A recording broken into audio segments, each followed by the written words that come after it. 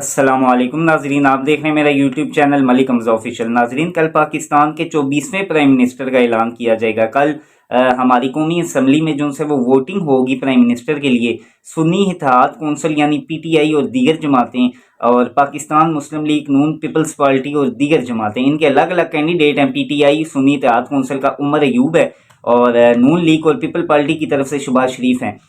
कल जो भी बनेगा वो पाकिस्तान का 24वां प्राइम मिनिस्टर होगा। 23 आज तक बन चुके हैं, किसी ने 5 साल मुद्दत पूरी नहीं की और अब ये 24वें प्राइम मिनिस्टर शहबाज शरीफ बनेंगे और शहबाज शरीफ दूसरी दफा प्राइम मिनिस्टर बनेंगे। आपको याद होगा कि 2022 में जो इमरान खान के खिलाफ अदम एतमाद आई थी, उसके नतीजे में शहबाज शरीफ साहब पाकिस्तान के 23वें वजीर आजम बने थे और मुमकिन है कि कल वो पाकिस्तान के 24वें प्राइम मिनिस्टर बनेंगे। उस वक्त उन्होंने 174 वोटें ली थी कौमी असम्बली में और इस दफा एस्टिमेटेड शहबाज शरीफ लगभग 200 वोटें लेके पाकिस्तान के प्राइम मिनिस्टर बनेंगे।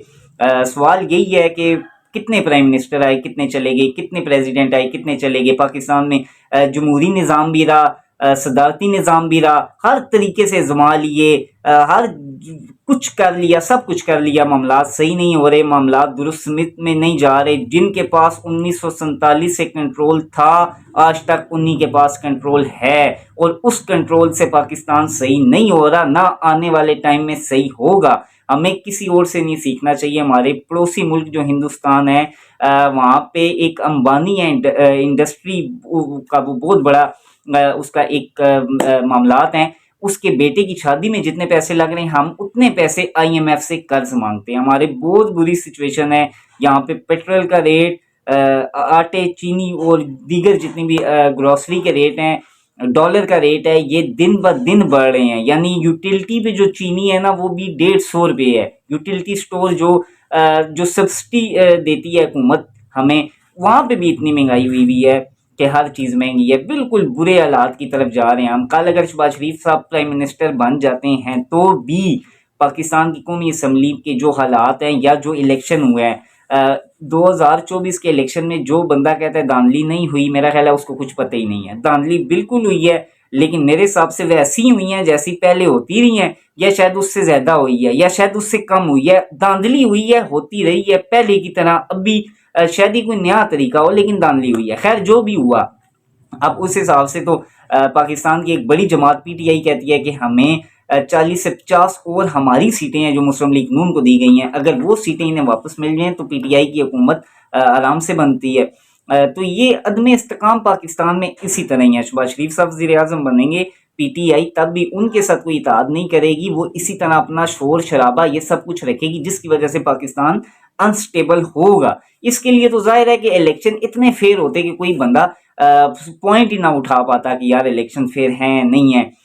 लेकिन वही चीज़ हुई कि यार तीसरा बंदा जो सा इलेक्शन पे इस दफ़ा तो जो इमरान खान की हमायत याफ्ता जमातें नहीं हैं, वो भी कह रही हैं कि मैंडेट इमरान खान का था। और शायद एक आम पाकिस्तानी होने के नाते मैं कह रहा हूँ, जो वाइब इस वक्त इस इलेक्शन में पाकिस्तान तहरीक इंसाफ की थी वो किसी और जमात की नहीं थी। यानी लीडिंग पार्टी इस इलेक्शन में पाकिस्तान तहरीक इंसाफ है, इसको कोई बंदा डिनाई नहीं कर सकता। आप इलेक्शन डे वाले दिन किसी भी हल्के में अगर आप में से कोई गया हो तो हर हल्के में पीटीआई के वोटर सपोर्टर बेतहाशा तादाद में थे और अदर साइड्स पे पीपल्स पार्टी भी लाजमी सीटें जीती होगी, नून लीग भी जीती है। ऐसा नहीं कि वो खत्म हो गई हैं और सिर्फ यही जमाते हैं। लेकिन पीटीआई का स्कोप इस इलेक्शन में था। अच्छा होता अगर पीटीआई गिला ना कर पाती कि धांधली हुई है, और गिला वो तब भी ना करती, ज़ाहिर है कि धांधली ना होती। धांधली हुई है तो वो गिला कर रही है। अगर इमरान खान साहब जेल में भी रहते, उन्हीं की पार्टी अगर हुकूमत में आती इलेक्शन से वोट, तो वो मुल्क स्टेबल होता। वोट की ताकत के बगैर स्टेबल कुछ नहीं हो सकता, उस ताकत को संभाले रखे बगैर। अब मैं आपको बताऊँ, आने वाला टाइम बज़ाहिर अच्छा नहीं लग रहा, अल्लाह ना करे, लेकिन जब शहबाज शरीफ बनेगा तो पीटीआई वाले उसको सपोर्ट नहीं करेंगे। वो मुल्क में इसी तरह अदम इस्तेकाम रखेंगे, क्योंकि उनके उनके हक पे डाका मारा गया है। तो अगर किसी के साथ ऐसा हुआ है तो ज़ाहिर है वो उस चीज़ को बयान कर सकता है, वो अपना गुस्सा फ्रस्ट्रेशन वो निकाल सकता है। तो खैर ये हालात पाकिस्तान के 76 सालों से 77 सालों से हम देखते आ रहे हैं। 24वां प्राइम मिनिस्टर बनेगा, आज तक 23 जून से वो 5 साल पूरे नहीं कर सके, तो क्या गारंटी है कि ये करेंगे। और शहबाज शरीफ साहब पंजाब के वज़ीर आला तो बहुत अच्छे नहीं हैं, लेकिन पाकिस्तान के प्राइम मिनिस्टर जो वो पिछले 1.5 साल रहे हैं उसमें उनका कोई अच्छे मामलात उनके नहीं लगे हमें। तो अब अल्लाह करे जो भी है, मुल्क में अदम इस्तेकाम रहेगा तो इस तरह मामलात नहीं होते। मेरे चैनल को लाइक और सब्सक्राइब कर दें। पाकिस्तान जिंदाबाद। खुदा हाफिज़।